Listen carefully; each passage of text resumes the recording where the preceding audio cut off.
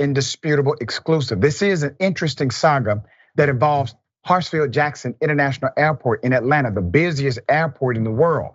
Now, according to two former employees at that location, they are being railroaded and set up. Put up their pictures. Two marketing executives, according to them, took the fall for misappropriated funds at the Hartsfield-Jackson Atlanta Airport earlier this year. Miss Tangela Jackson on the left and Miss Keisha Knox Scott on the right. The marketing director is Miss Tangela Jackson. Miss Knox Scott, the marketing manager at the Atlanta airport, are speaking out about the allegations that they are responsible for misspent funds at their jobs.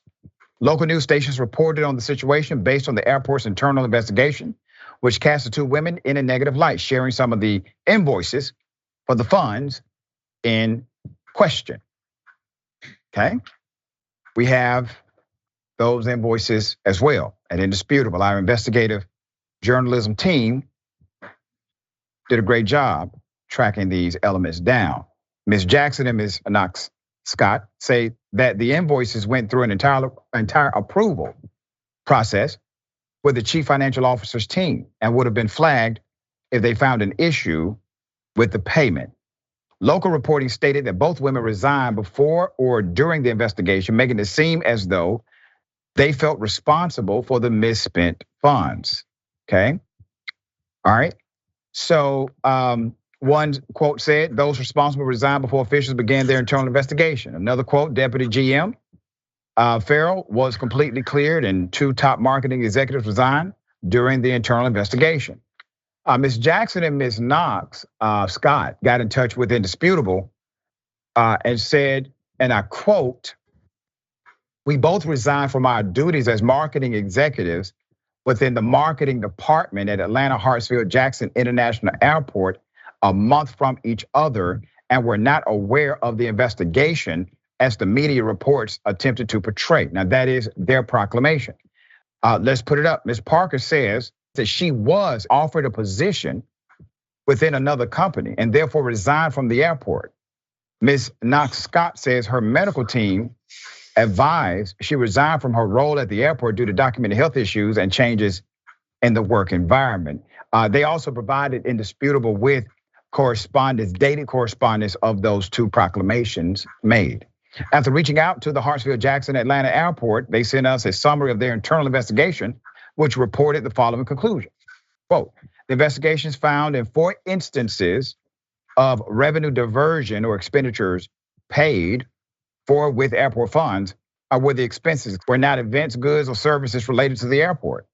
In each instance, the services or goods were facilitated and or approved by Ms. Tangela Parker, marketing director, and Ms. Knox Scott, concessions marketing manager, okay? It continued to say, quote, both employees were unavailable for interviews.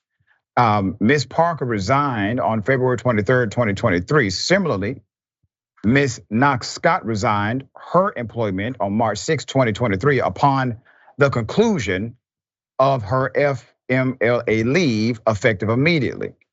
Both women also told Indisputable that the deputy general manager, Ms. Farrell, had the responsibility to approve all invoices submitted by marketing. So according to them, the approval process had many layers and this was one of them.